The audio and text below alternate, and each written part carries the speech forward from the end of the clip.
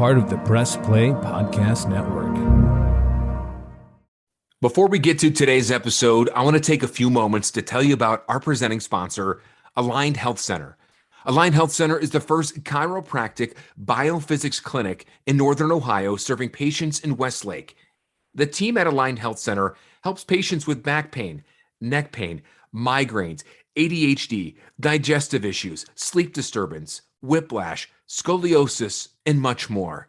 The mission at Aligned Health Center is simple: to help people in the Westlake and Beechwood areas achieve the best possible health and overall wellness. They know what it's like to have constant neck and back pain. It's no fun, and they are here to help. And as a special offer for Cavs on the Break listeners, Aligned Health Center is offering a free exam to our incredible fans. That's right, you heard us correctly, a free exam at no cost just for you. Call Aligned Health Center at 440-230-6865 or visit their website at alignedhealthcenters.com to make an appointment and to learn more about how Aligned Health Center can help you. Mention Cavs at checkout to receive the free offer. Again, that's 440-230-6865 or visit alignedhealthcenters.com. Now let's get to the show.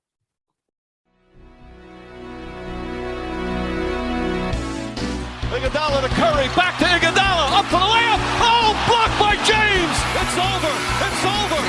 Cleveland is a city of champions once again. The Cavaliers are NBA champions. Hey, what's good? Thanks for stopping by. This is Cavs on the Break, an NBA podcast. This is March 2nd, 2022. John Sable alongside Sam Amico. Sam, how's it going? Good. I have a real quick question for you. Let's go. Now that you're on television, do you ever get tired of talking all the time? Do I ever get tired of talking? Not when I'm doing a podcast or talking on the phone or grabbing beers with you.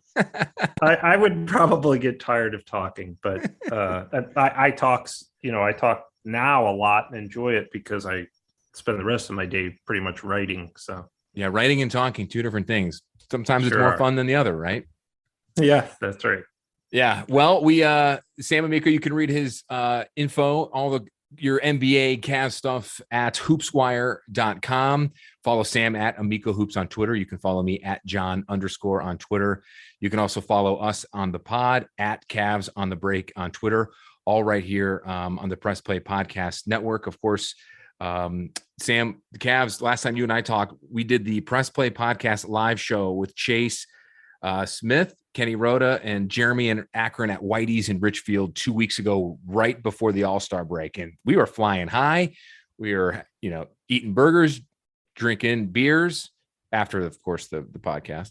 And we were on cloud nine talking about the Cavs at the break and, everyone coming to Cleveland.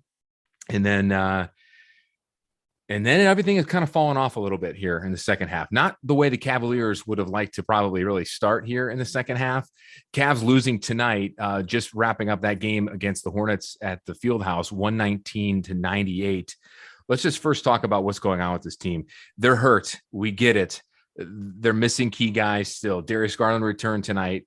Had a season high 33 points. Not enough. Just terrible effort on a lot of points with the Cavs, with the exception of a few players, but not the team basketball we've been used to seeing this club this year. Well, I think they had three guys scoring in double figures. Usually when they win, they have 5 or 6. They haven't been getting, the offensive production. The big problem clearly is defense right now, probably for about a month. Even leading into the All-Star break, it's been problematic. They keep falling behind by 20 points, it seems like, even in the games they end up winning. And we've heard JB Bickerstaff talk about that, how, we can't keep falling behind like this because you really put yourself in a bad position. And that's a young team for you, a team, I should say, with their young core, their best players are all very young. And as a guy who's now in his 20th year covering the NBA, this is nothing new. This is what happens when you're a young team, and you got to shake yourself out of it. Other teams are taking the Cavaliers more seriously now. They're not being approached as if, rival teams aren't coming in here anymore and thinking that we're the favorite to win because they're the Cavs. Now they're saying we have to play our best basketball against this team to get a victory. And we've seen teams do that ever since the All-Star break. We've seen that. The Timberwolves did it. The Hornets did it. The Wizards did it. The Cavs were lucky to get that. Fortunate, I should say, not lucky. Fortunate to be able to get that win against the Wizards, or this would have been an 0-3 home stretch heading into Philly. So there's just a lot of things that have not been going well for them. And part of it is their fault. They're just not stepping up to the challenge. The challenge has gotten greater because they're being taken very seriously. Teams are getting physical with them. They're packing in the paint, shutting down their big guys. And if you're a veteran team who's experienced this before, no big deal. We'll overcome it. A younger team, that's a different story. JB Bickerstaff said that after the game against the Hornets. This is a patch that is one of our learning processes. This patch here, this rough stretch is all part of the learning process. Now we are learning what it takes to win, basically, when opposing teams take us seriously and realize that we're a good team. And if they don't take us seriously, we're in trouble. So this is all part. He said, basically, the truth is nobody's taken this version of the Cavs seriously before. Now they are. So it's an adjustment. And sometimes young teams struggle to make that adjustment. And that's what we're seeing now. Well, I thought it was interesting in the pregame shoot around today. Isaac Okoro was quoted in saying, quote, "We were hungrier at the beginning of the season. We were more of the underdogs. We have to take the underdog mentality again right now and keep pushing forward these last 20 games," end quote. And then after this game, JB Bickerstaff, who got tossed, we'll get into all that here in a moment, he basically was asked about that and kind of said the same thing. I was watching the post game, and they keep talking about this junkyard dog mentality. Of course, we have all seen the junkyard dog chain that they debuted Saturday night. And when Isaac Okoro posted the pictures of himself in the locker room with JB giving it to him. And of course, I did a story on that, shameless plug, on Fox 8 a few days ago. But talking about that dog mentality, JB said, what's changed with that defensive mindset and what's changed with the grit? He said they were getting comfortable. This isn't a full quote because I'm paraphrasing. He said that we got comfortable. Everyone was saying good things about us. So the Cavs kept hearing all these good things about him. We've been talking about it. Hey, maybe they're listening to the pod. Who knows, Sam? Maybe they're reading Hoops Wire. Maybe they're watching Fox 8. Who knows? Dare to dream. Yes, exactly. They believe in, what they're hearing, and the mentality changes. And then you go from underdog to a group that have finally achieved something. And he's 100% right. I think it's fantastic that Isaac Okoro said that. It may have caused some eyebrows when he said that this morning, but even after a bad loss, you get the head coach that's basically saying the same thing. I think it's Sam, it's cool to see the coach completely agree with the player, but even better that you have a young player in his second year that calls out his team in the most professional, mature way. And not only that, he says it and he's 100% right. And coach knows that. And the rest of the team knows that. Yeah. Yeah. There's no question. And that's the truth. They have to keep approaching games as if they are underdogs and have that kind of, forgive me for making this phrase a cliche, but kind of that junkyard dog mentality where they're coming after you and they're attacking you, and they've been very laid back instead. Mm-hmm. And that's been an issue. And JB said it, and I would totally agree with them, and that when you're a young team and you taste some success and you become the story of the first half of the season. Yeah. You start maybe believing your press clippings, hey, we had 2 all-stars and you get the feeling, and it's human nature to walk out on the floor and say, we're going to win this game. and then not really doing the necessary things to win the game. You know, you still have to approach it as if everybody thinks they're better than you. And, you know, that's a tough thing to institute or convince young players of oftentimes when they've tasted some success, is that, look, you've done nothing in this league right now. You've had a good half of a, 50 game of an 82 game regular season. Now you have to finish those. They're still at this point now. You've got 20 games left, and this next stretch of schedule's tough, and you've got to man up and approach this like, now teams are starting to think they can beat you again, or believe they're, that you are the underdog. So it's a big part of it is the mental approach to it. And when you get this deep in the season, veteran teams such as the Sixers, Heat, Celtics, Bucks, obviously the Brooklyn Nets, when they get healthy, those teams, their approach is the playoffs have basically already started. We want to get ready for the playoffs. So the Cavs, as a young team, have to grow up real fast emotionally and get to where those teams are, or it's going to be more of the same of what we've seen lately. Bickerstaff also said, Sam, that the willingness to scrap, like to scrap, claw, fight, whatever, that willingness hasn't been there, and it's failing them right now. And he's 100% right. And we can credit that to, I think it's twofold. I think it's one, that these guys did get a little comfortable and they got a little lax.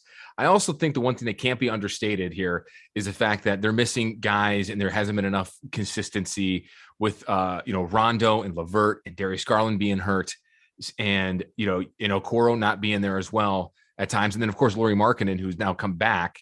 But you're missing these guys day in and day out with a consistent flow in a rotation and chemistry is kind of picked up on them a little bit now. And you're seeing it without a Garland on the court and without Rondo or LeVert, those few games there, man, it was that bad. I really thought just 2 games ago, the game where they came back and won against Washington was one of the better games of the year, despite kind of being a bad game performance-wise. But they came back in a game they should have lost, and they won late. A lot of it was because of Okoro's defense, and the Cavs finally. A lot of it also, too, if we're being honest, and no one really talked about it, the Wizards got gassed. They were exhausted and tired Saturday from playing a double overtime game the night before, and I finally caught up with them in the fourth quarter. But I thought that game could have been a turning point for them in terms of, hey, you know what? Now we know what we need to do. We're going to have a wake up call, and, let's just, despite not having our guys, I think we can get something going. And then they fell flat in their face against Minnesota on Monday. They fell behind. They fell behind tonight against Charlotte, and they couldn't come back and close the deal. Whereas earlier in the season, Sam, they were falling behind, down 15, 20 points, and coming back and winning, by 5, 10, 15, 20 points. But you're missing a consistent chemistry and offense. And in these last 2 games you've lost, you've allowed 127 points against the Wolves and 119 points against the Hornets. And then if you even go farther back against the Sixers, Hornets, and Pistons, you're giving up over 100 there too. That wasn't happening earlier in the season. No, and you're right. It can't be understated that, clearly, I mean, first and foremost, they really miss Caris LeVert in the sense that he was a guy that they needed to get acclimated. He was a guy who can help you defensively with his length, but he also helps you defensively because he wears down the opposing team with his offense. He is a guy who can break you down, and they need that. They need somebody, we saw this before with Garland before they got LeVert, was he's out there on an island trying to make everything happen himself because he has to, and if you can get LeVert in there and get him healthy and get him acclimated to playing with Garland, it's a different story a lot of times. Rondo, I know he's been up and down, but guess what? He's a veteran guy who knows how to play at this time of year. And that's a huge thing, especially when you're talking about a guy who has the ball in his hands and controls the offense. He's slipped defensively because of age, but he still knows the tricks of the trade. and that counts for a lot. And they're missing that right now. And so I have said this before, is that we should reserve major concern if they're, until they're playing this way with everybody back, or at least LeVert, to get him in there, get him acclimated. And then you take on your team has a different face to it. And by that, I mean, you have somebody else besides Garland who can just take the ball when necessary, break down defenders, and score a bucket and exasperate the opposing team, so that then when they come back down on offense, they're exasperated, frustrated, and tired out. So yes, they definitely missed those two. Even though they're not all-star players, Rondo and LeVert, they're very valuable players who will be able to help, presumably be able to help at this time of year, just based on experience alone. Well, and the fact that Darius Garland's still nursing that bone bruise in his back is an issue, because you don't know what you're going to get from him day in and day out, because those bone bruises. Mike Gansey was on Cleveland radio earlier this week on The Fan with my buddy Ken Carmen about how, hey, this is a situation where we don't know how he's going to be. He was pretty transparent about it. The new Cavs GM, Mike Gansey, by the way. But Kobe Altman's still making the moves. Let's just be real. Talking about a bone bruise like that on your back, some days you're going to be 100%, some days you're not. And so they got to be very careful with him. So at some point, they may start resting him a little bit more down the stretch. I think they will, just because you just don't know how he's going to be in terms of playoff time. Here's another thing to keep your eye on, Sam. If you look at the Cavs schedule in the next 5 games, and this is a brutal stretch for them now that they're falling behind. As we sit now, they're 4.5 games back of first, currently in the 5th spot, tied with the Celtics. 3 of their next 5 opponents consist of the Sixers, Raptors, Pacers, Heat, Bulls. 3 of those 5 are ahead of them in the standings. So this can get really ugly really fast if they stumble here. So you say you kind of want to reserve judgment, not worry about until all of them are back. But how can you not worry right now? Yeah, you'd be a little concerned. The one thing I will say is that, some of these other teams are playing each other. We saw Milwaukee, just played the Heat. They played the Hornets the other night. But I think Boston on Thursday night is in Toronto, maybe. I think they have a tough game. They don't have Jaylen Brown right now. So I mean, these other teams are going to beat each other up too. That's kind of your saving face, is that these teams have to play each other still, as well as more than just the Cavs. But yeah, for the Cavs, you want to stay within a game or so. You don't want to drop down to 7th where you're, in 7th, and then all of a sudden you're 3 games out of 6th with, 14, 15 games to go. So you do have to be concerned in that area. But my point is, let's say they drop to 7th, end up in the play-in tournament. You want your full team healthy. Then that's when you want to, and then if you play a play-in game and get blown out at home, which I don't think will happen, but let's just say you do, or lose at home, that's where really the real concern comes in, because it's like, okay, is this team been put together properly in the sense that it's built to win in the postseason, or was that first half of the season a flash in the pan? Those are the questions that you have to ask. But one thing I wrote in my column tonight after the game on HoopsWire, speaking of shameless plugs, was, I said, look, it's really not about this season.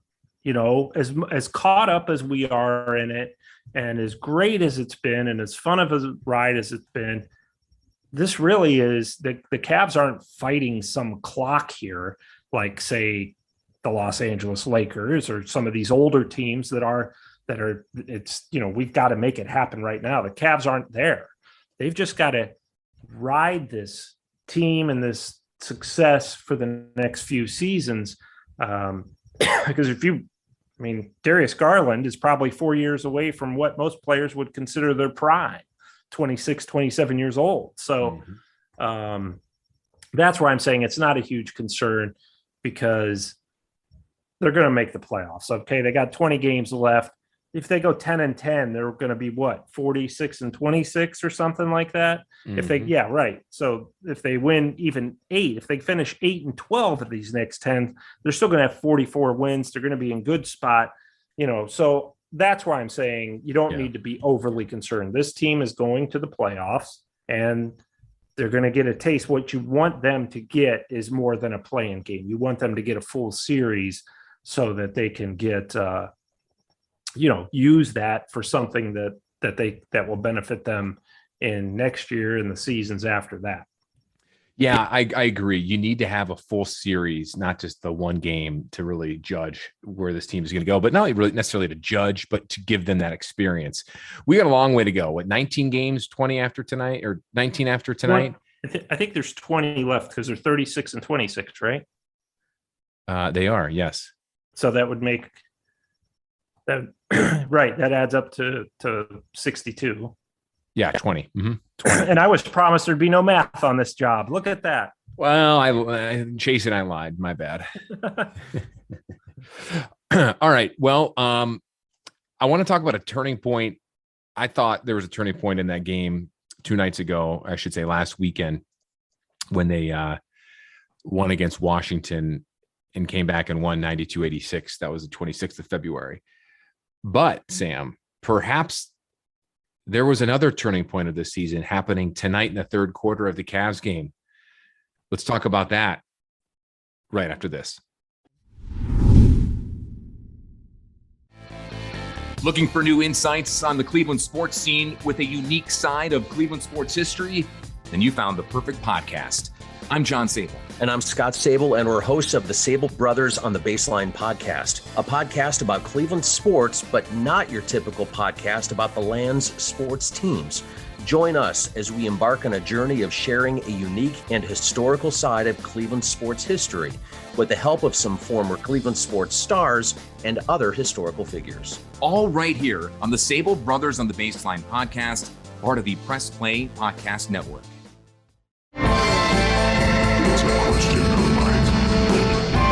Hey everyone, I'm Holly Wetzel. And I'm Jeremy Powell. And we are your hosts of The Orange is Oranger, a Cleveland Browns podcast on the Press Play Podcast Network. We give you all the Dog Pound coverage that you'll need each week to get you ready for kickoff and beyond. Don't miss our breakdowns of each week's matchups, game recaps, and any and all news out of Berea to feed your Browns appetite. As we all know, Holly, dogs got to eat. That's right, Jeremy. Hit that subscribe button and never miss an episode of the Orange is Oranger Browns podcast on the Press Play Podcast Network. Hey everyone, this is Mike Voorhees. And I'm Brian Shaw. No, not the pitcher. We're the Guardians of the Land MLB podcast, formerly a Swinging a Tribe. Don't have time to watch 162 games of baseball? We do. We have you covered with recaps of the games, stats, and analysis throughout the MLB season. Subscribe now to Guardians of the Land and Press Play Pods for all your Cleveland sports analysis. Welcome back to Cavs on the Break, an NBA podcast right here on the Press Play Podcast Network. John Sable from Fox 8 News and also co-host of Sable Brothers on the Baseline podcast here on the network, joining you with the great Sam Amico from hoopswire.com. Find all your Cavs and NBA stories, rumors, draft talk. I can't believe we're going to be thinking about draft, even though the Cavs aren't really going to be a big draft per se team come spring, but they're already coming out with mocks in the NBA, even though we haven't had NFL draft yet. I just can't believe I saw some of that on Twitter today. But anyways, all your NBA and all your Cavs stuff, hit up Sam over at hoopswire.com. Wealth of knowledge right there. Again, thank you for joining us again here in the second half of this podcast. Sam, I'm kind of teased there before going to the commercial break about why I think I was actually wrong about a turning point 2 nights ago in that loss against, or the win against the Wizards. Hopefully I'm right about this one. There could be a turning point in this season from what happened in the third quarter of tonight's game in the loss to Charlotte. And that was JB Bickerstaff getting tossed in the third quarter, getting ejected, arguing a call. Chetty Osman got called for a foul. He didn't like it. Probably said some magic words to one of the officials, and he got tossed. He was professional in his post game, apologizing to his teammates, to his family. I don't know if he apologized to the official though, but we'll see.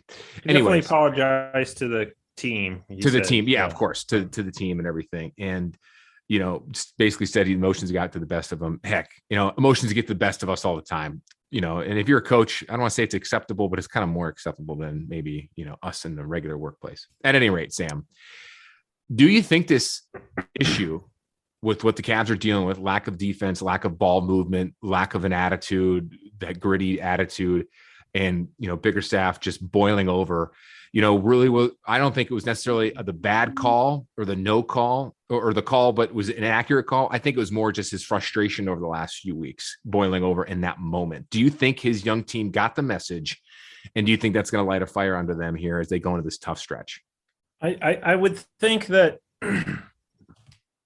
without doubt, you're correct in the sense that he's frustrated watching because he knows that these guys, he's talked about it all year. This is a team that wins, not because we got small stars, but not because we have super duper stars, but because we have a lot of fight in us. And that fight has waned a little bit. Now, some of it's been the injuries, some of it's been, things out of their control, but some of it has been, it's just not there. And, Isaac Okoro said that sometimes it's just not there. It's not been there consistently enough when you talk about the raw determination. And I think that that's worn on him a little bit. I think that I'm not saying anything riveting here. I think that JB would probably admit that yeah, it's getting frustrating. And I want to see the same fight we had early in the year. I want to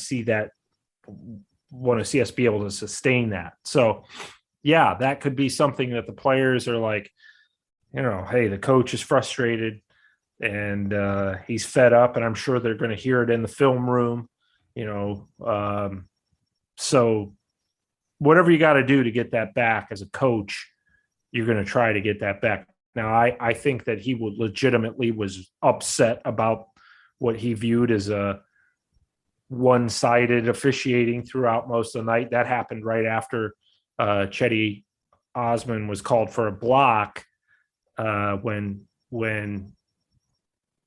clearly JB thought it should have been an offensive foul as opposed to a block. So I just think, yeah, there's something to that.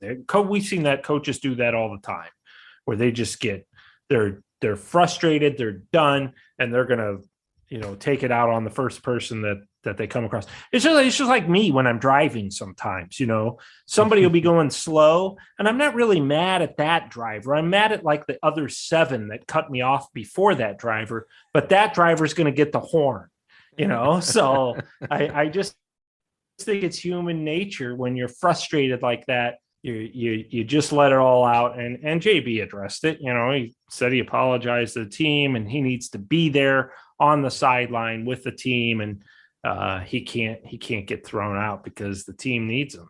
So again, it's just a part of the season. It's a stretch that has been disappointing, and again, part of it is the injuries. But I will say this about the Cavs earlier this year, even when Ricky Rubio was down and Garland was out, and Okoro was out, most of the time, the guys who were on the floor kept things competitive just with sheer effort. And they've got to get that back because injuries are going to happen. They will, and bumps in the road will happen. And when they do, what made the Cavs so impressive was they weren't going to let that stop them. And now it seems like they're kind of allowing those things to slow them down. Maybe not stop them, but slow them down enough to where it's impacting what really has been a fantastic season. It's funny. We were so high. Everyone was so high. Cavs took the entire league by storm and surprised everybody. You heard and saw the buzz. I know you talked with some people at All-Star break. I talked to some people at All-Star break, and they all were convinced. No one was saying, they're going to come back to earth. They all knew or have all agreed that this team was legit down the stretch. And they still are, despite the struggles recently here. What I find interesting, Sam, to your point before we went to break, and what you wrote in your on your website, HoopsWire, today, is that this team is as great as it is this year. It is so built for the future, and we can't get caught up in the crap that's happened now. You know, we just can't. And so we can talk panic, we can talk about everything, but it's just the nature of the beast. We want to see them succeed. Everyone, this fan base in the city is so hungry for a winner, you know, especially since the Browns wet the bed in the fall. And baseball is in another lockout. So, or not another lockout, in the lockout that has continued. So the Cavs are really the city's only hope. You know, it's like that Star Wars quote when Princess Leia says R2-D2 to Obi-Wan, help us, Obi-Wan Kenobi, you're our only hope. That's the Cavs. Right. And we're Princess Leia. Yeah. Well, and I think you're right in that, you know, kind of, and it's hard to do as a fan. It's hard to have perspective. Look, I've never, you know, with the Cavs, obviously being in the media, my job, my career calls for me to be a little bit impartial and not get too wrapped up in the wins and losses, which I don't. I obviously, being a Northeast Ohio guy from Akron, I grew up rooting for this team. I want to see them do well. Right. You know, me too. But the difference with the Cleveland Browns, I can tell you, I've never covered the Cleveland Browns. So I can just be a fan. And I lose all perspective when it comes to the Browns as being a fan. Yeah. You know, I get really mad at the losses or the bad plays. I get mad at the quarterback. I tweet stuff out about Baker Mayfield, and the fans are like, hey, why are you being so mean to Baker? Like I'm a media guy covering the Browns. I'm not. I'm just a fan talking about it. Sure. My point being that it's easy to lose perspective, easy to lose sight of the big picture as a fan. I know, right, because I'm one. And in reality, what we've got to keep in mind, even though we're so wrapped up in all the fun that the Cavs have given us this year, and I always say the next best thing to winning a championship isn't finishing second. It's a regular season, a season full of fun. Yeah. And right now, that's what the Cavs have given us. They've given us fun. I understand the fans. Yeah. And I understand the fans, you know, getting wrapped up in all these little losses, or, you know, I have a friend who sits on the edge of his seat for Cavs games. He's obviously not in the media. He's just a fan. And when they lose, man, he takes it so hard. Sam, and I'm like, dude, there are 82 of these things. We all have a friend in a group chat, or a friend that you talk to, that's always doom and gloom about everything. Yes. And some of my friends listen to this podcast, and I'm not going to tell them, rat them out right now, but they know who they are, because my friend is exactly like your friend. They're not the same person. Right. They live and die by every single game, just like they do with the Browns. And you know, one bad thing, if the world's coming to an end, like, oh my God, you know, it's just guys, put it in perspective. We do have one friend who is that way. One That's common true. Friend. We do. His name's Chase Smith. Yes, that is Chase.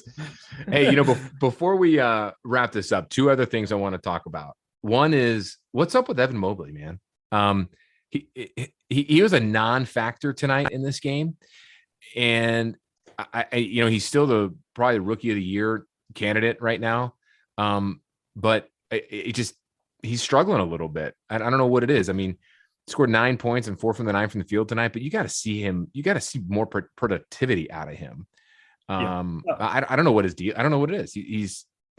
He's shooting 48% in the last month, down from his, you know, great month of January. I don't know. What is it? Has he hit I don't want to say a ceiling, but has he hit a wall, or is it the matchups are better against him?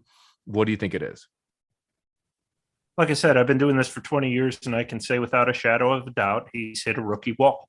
And that's not uncommon. You see this all the time. It happened with, you know, Kobe Bryant. It happens with great players. And that's what, by all indication. Now, listen, he's still going to have his efficient and effective and impactful moments, but by and large, this is usually how it goes. It's, wow, we just played 52 games. We still got, at the All-Star break or whenever we've played usually about 50 games. That's when rookies will start to say, we got 30 more of these, not out loud, but in their body, in their mind. It's like, I got to do this 30 more times. And I still got, Karl Anthony Towns to face, Joel Embiid. In the NBA, everybody was a college star for the most part. So I've got to face all these guys 30 more times before we wrap this up. And now in the Cavs case, then I'm going to have a playoff series. So it's a difficult thing for a 19, 20-year-old kid who's played a year of college basketball under most circumstances. A lot of times back before when they were letting high school players enter the NBA, you're talking about a kid who generally had played 25, 30 games in the season if he went to one of those really big high schools. If not, then it was probably 20, 21 games in the season. Now the college teams are playing, low 30s in the season. That's not even half of an NBA year, right? So Mobley's hit a wall. He's he's talented enough that he can break through it. He can push his way through it. But that's just where he is right now. And I mean, look, he had a really nice game the other night. That's not what I'm saying. It's probably going to be more sporadic now for him, those great games. But the thing that we have to focus on with Evan Mobley is I still think that kid can be Kevin Garnett, Tim Duncan type of make that kind of impact. Chris Bosh, be an all-star for years to come. He's got all the tools. He forces nothing. I love that about him. Granted, maybe we see 4 of 9. He didn't really make an impact, but he forces nothing. He's not going to make a ton of mistakes. He's not going to hurt you. There are just games where he might not help you much. And that's all part of becoming a pro and playing this long season. And in your first year, I think that great things. And I've said this before. He is kind of like the Cavs' Nick Chubb. He is just a guy who's going to go out there, do his job, not a bunch of histrionics and he's not an emotional guy at all. Just goes out there and does his job. He's very effective. And regardless of what happens the rest of this year, the future is so bright for the Cavaliers because they have him on the team. But right now, yes, he has hit what I see happen to rookies all the time in the last 20 years of doing this all over the league. They slow down toward the end of the year because it just takes a toll on them. Well, and you also can credit that to them just not physically and mentally being prepared because they're rookies. Their bodies aren't built the same. And other teams are being more physical with them for sure. Sure. And he will be the first one to tell you that he needs to get better and bigger and stronger. It's funny. I was, listening I was in one of the Zoom shoot around calls the other night and he just looked tired. And this was not at 8 a.m. This is at like 11:15 in the morning, more so than he has been in the past. So I don't know if that's just catching up with him or maybe he had a bad night's sleep. I don't know. It's funny. Everyone that you talk to that's in the league or a former coach, former player, they all rave about Evan Mobley. They still do. And you're right. He's going to be, like a Chris Bosh, Kevin Garnett type player with his size. And if he just works on his body and works on his perimeter shooting, the guy's going to be an absolute stud, perennial all-star. I mentioned to you before, mentioned to our audience here, when I had Mike Fratello on my podcast with my brother, he raved about Evan Mobley. And this, even recently, I talked with Craig Elo on my recent pod, shameless plug there. He got to cover Mobley at USC because Craig Elo now is the radio play-by-play analyst for the Washington State Cougars men's basketball team out in Pac-12. And he's got to see Evan Mobley when, he played there last year at USC and he watched a lot of his tape and his game prep. And of course, being out there on the West Coast, he got to watch a lot of their games. And he was beyond excited when the Cavs drafted him because he knew what this kid's going to be and grow into. And he absolutely loved what he did this year. Happy that he was an all-star or was going to be in the skills or the Rising Stars competition. and was happy that he got that recognition. But he also said like there's going to be some growing pains along the way. And I mean, Craig Elo nailed that. Now I got to say, not to throw this NBA Hall of Famer under the bus, but I asked Rick Barry, who coached him in the Rising Stars. Oh boy. I asked Rick Barry the night before. No, it was the morning before him coaching the Rising Stars. When I covered him over in Streetsboro, he was playing pickleball, and he was over there with some like Cleveland Pickleball League, and I was covering the story for Fox 8, and I was talking to him, and I was like asking, "Hey, what do you think about what do you think about the Rising Stars?" And I think I told you this when I talked to you on the phone a few days last week, and Rick Barry didn't know anything about those guys. I mean, he just hasn't been studying the NBA. He didn't know about Isaac Okoro or Evan Mobley, and it's not that he was asked to coach this team, but just because he doesn't watch a lot of the East Coast teams. And so, but he said he had been told all about Okoro and Mobley. But he was also told all about, mostly Mobley and his game. And he was just eager to watch him because he had never watched him before. And I would have loved to have talked to him after the Rising Stars to get his input just about how he played and his game and everything. But, I was expecting him to rave about him, and he was brutally honest, saying, "Hey, I've never seen the guy before." Yeah, and most of those legends are like us in the sense that they'll watch whatever team is in their home market, and that's about it. I remember when Larry Bird, Boston Celtics legend, when he first retired, he told me that he moved down to Florida, and the only games he got were the Miami Heat. And this is back, shortly after the Heat's expansion years, and they weren't very good. And he said that was all he did was watch Miami Heat games. Larry Bird became a huge Miami Heat fan for a while because those were the games in his market. And he probably couldn't have told you anything. And that's the way most of those former NBA players are. They just settled in as a fan and will watch whatever teams in their market. And beyond that, they don't watch any more than we would. Yeah, you're right. And that's something against Rick Barry. It's just kind of funny. Like, oh, you're going to be coaching him, but you don't know anything about him. But, he's anybody who knows Rick Barry, he is brutally honest.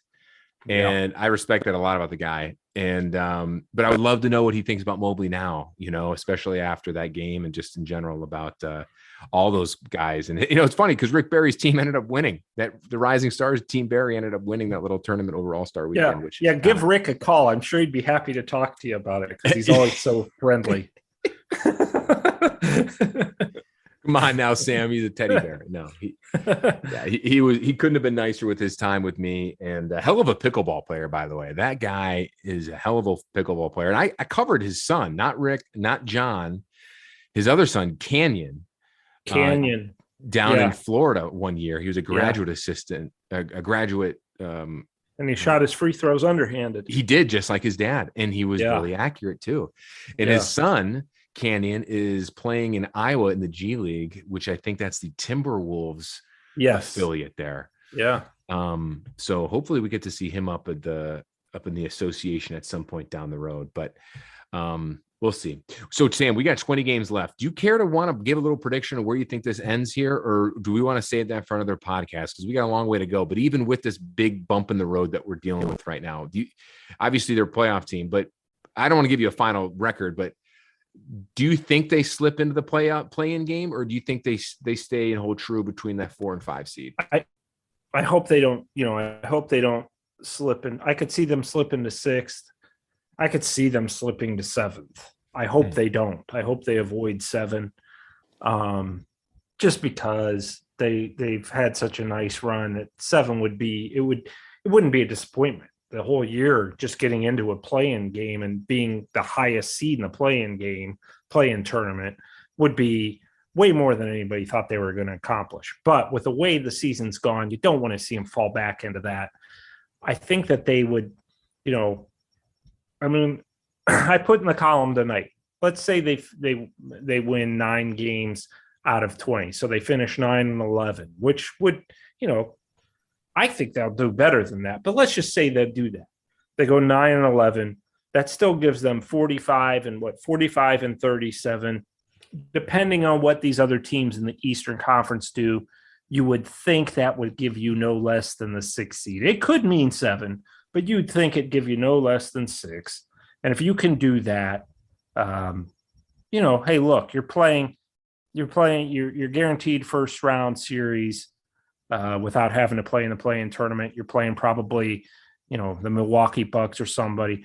I think one of the Cavs' greatest hopes, John, really is that the Nets kind of, they've been struggling. Obviously, they haven't had Durant. They haven't had Kyrie full time. We don't know when they're going to get Ben Simmons.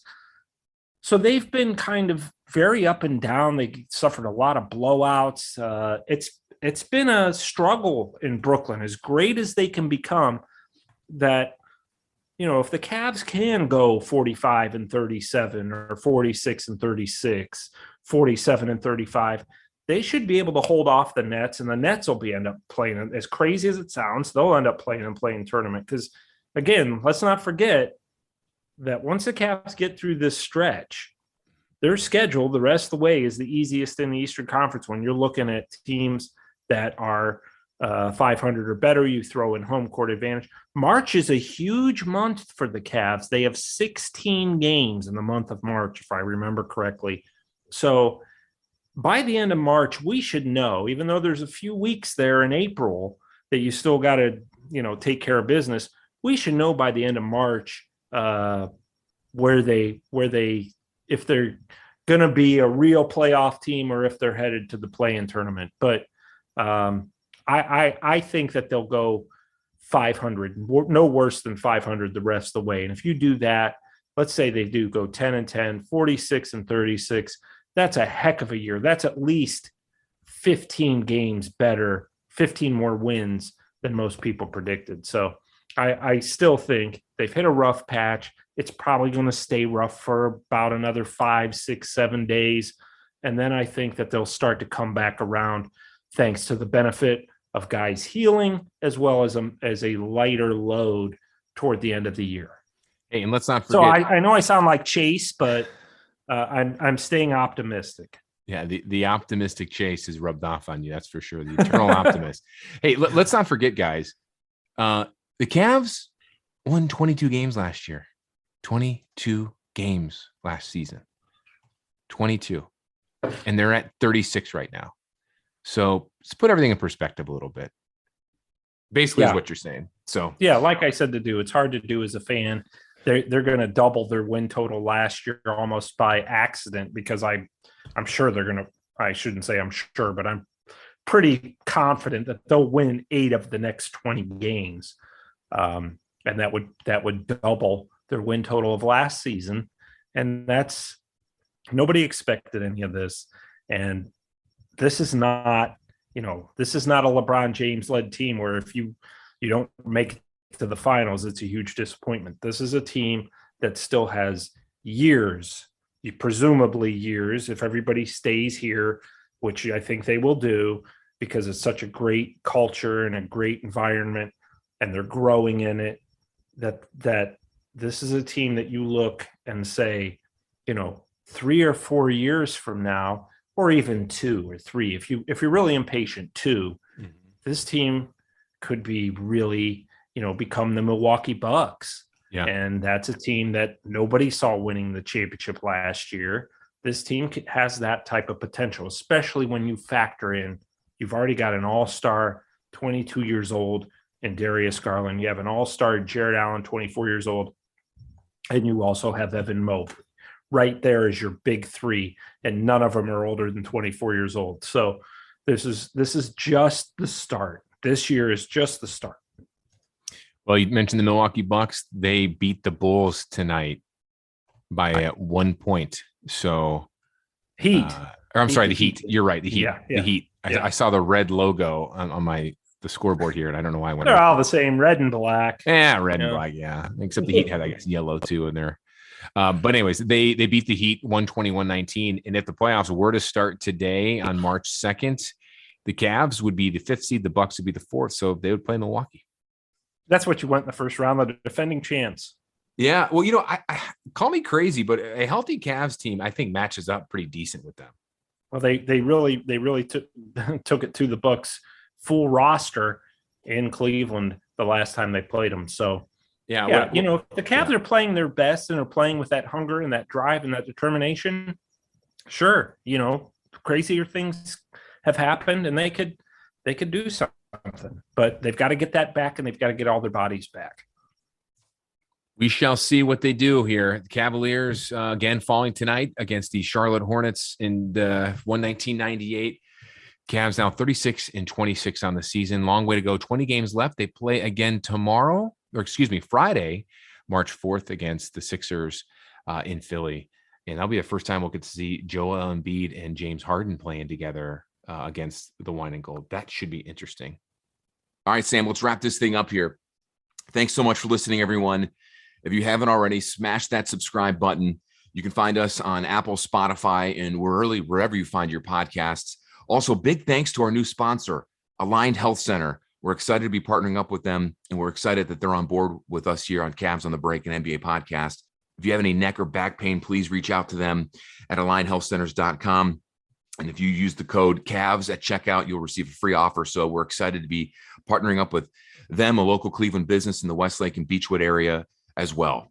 Remember, you can follow Sam at Amico Hoops on Twitter, read his stuff, anything Cavs, anything NBA, all NBA at hoopswire.com. Follow me at John_Sable. Follow the pod at Cavs on the Break. And hey, be sure to tune into Fox 8 News here in Cleveland. You'll see yours truly on there as well. Thanks so much, everyone, for listening. We'll be back next week. Sam, it's been real, buddy. All right, man. Look forward to talking to you. And the next time we talk, hopefully we'll be talking about all the great things the Cavaliers have done over the previous week or so. We can only hope to get out of this little funk. That's for sure. All right, man. We'll talk soon. Thanks for listening, everyone. Hope you guys have a great night wherever you are. Congratulations, Cleveland. Your decades-long wait is finally over. The Cavaliers are NBA champions.